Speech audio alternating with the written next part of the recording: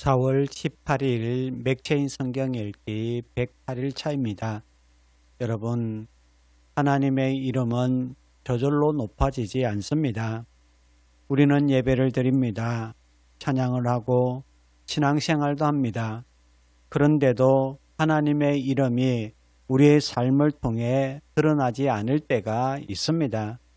왜 그렇습니까? 같은 신앙을 가지고도 하나님을 높이는 사람과 그렇지 못한 사람이 있기 때문입니다. 오늘 내 본문은 분명하게 말합니다.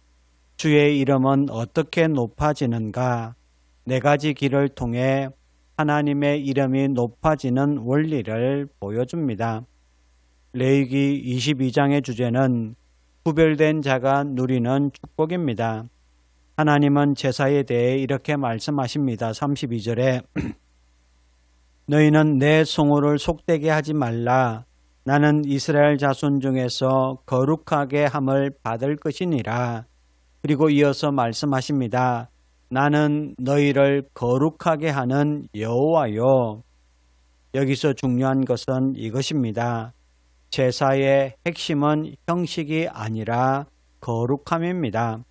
아무 제사나 드리면 되는 것이 아닙니다.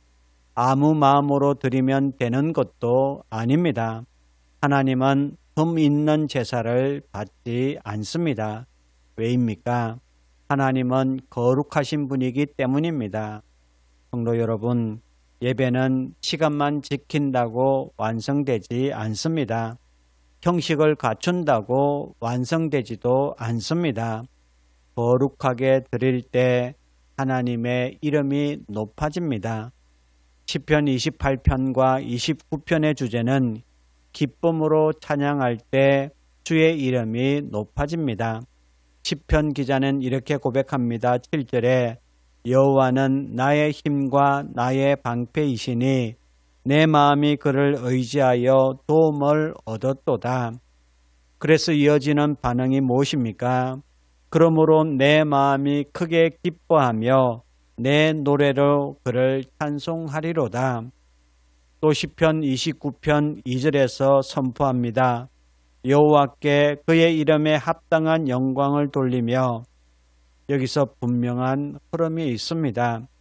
은혜를 경험한 사람은 기쁨으로 찬양하게 됩니다. 찬양은 의무가 아니라 반응입니다. 그렇다면 나는 억지로 찬양하고 있는가? 아니면 은혜에 대한 기쁨으로 찬양하는가?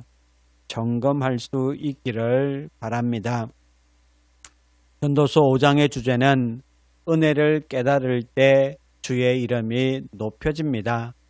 매우 현실적인 말씀을 합니다. 19절에 어떤 사람에게든지 하나님이 재물과 부요를 그에게 주사 능히 누리게 하시며 제 몫을 받아 수고함으로 즐거워하게 하신 것은 하나님의 선물이라. 같은 삶을 살아도 어떤 사람은 불평하고 어떤 사람은 감사하며 살아갑니다. 차이가 무엇입니까? 은혜를 아느냐 모르느냐입니다. 은혜를 모르면 모든 것이 당연해지고 불만이 생깁니다. 그러나 은혜를 알면 모든 것이 감사가 됩니다. 그러므로 기억하십시오. 깨달음이 없는 신앙은 형식에 머물고 은혜를 아는 신앙은 하나님의 이름을 높입니다. 디모데후서 1장의 주제는 복음을 부끄러워하지 않을 때 주의 이름이 높여집니다.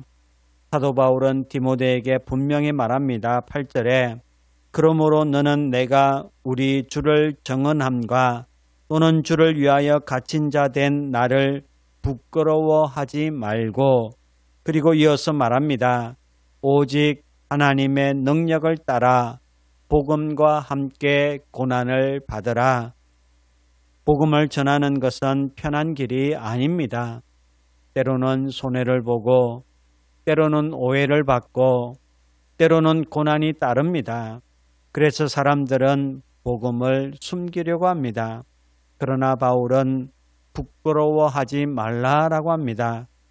복음을 부끄러워하는 순간 하나님의 이름을 가려지고 복음을 드러내는 순간 하나님의 이름은 높아집니다. 성도 여러분, 하나님의 이름은 말로만 높아지지 않습니다. 거룩하게 드릴 때, 기쁨으로 찬양할 때, 은혜를 깨달을 때, 복음을 부끄러워하지 않을 때 우리의 삶을 통해 하나님의 이름이 높아집니다. 오늘 여러분의 신앙을 돌아보십시오. 혹시 형식만 남아있다면 다시 시작하십시오. 거룩함으로, 기쁨으로, 감사로, 담대함으로 하나님을 높이는 삶을 선택하십시오. 그때 하나님의 이름이 여러분의 삶을 통해 분명하게 드러날 것입니다. 이제 오늘의 성경을 함께 읽겠습니다.